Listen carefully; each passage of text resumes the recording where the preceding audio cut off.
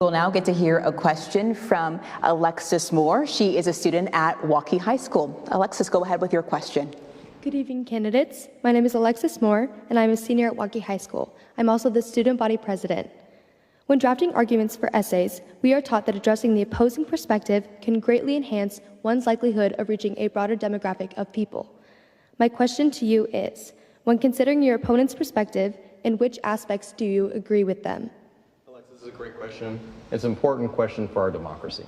Look, I think Linan and I both have a background of service. And when it comes to national defense, areas where I believe we would want to work together and across the aisle, and ones that I have shown historically that I've always worked across the aisle on, are taking care of communities.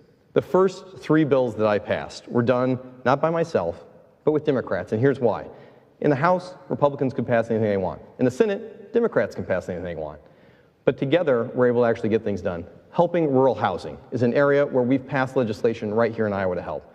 Making sure family leave is taken care of was the first bill I passed with a fellow veteran on the other side of the aisle that was signed into law by President Biden. And now we're working very closely on veteran suicide because we're losing 22 veterans a day to veteran suicide, more than we lost in the entire conflict in both Afghanistan and Iraq. And I don't want us to become bitter in this. I'm proud to be the top 10 most bipartisan legislator in Congress, but I'm more proud to come back and hear from Iowans like you on your priorities to help drive them across the finish line. Thank you. Mr. Bacom, you have a chance to respond to her question. Alexis, thank you for standing up.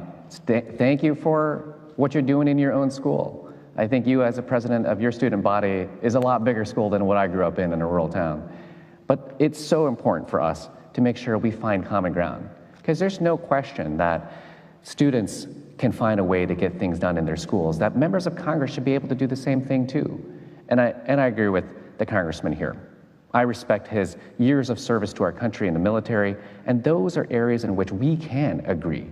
We can find ways to support our veterans and our service members. And when I served as the USDA's Military Veterans Agriculture Liaison, what an incredible opportunity to work with those folks who are in active duty, getting ready to transition out of military service and get into the civilian sector, helping them get engaged with and find opportunities and careers in agriculture, farming, and ranching, the USDA. Heck, I try to hire them in my office. The reality is they have an incredible skill set that we need to leverage and get them into good paying jobs here in America.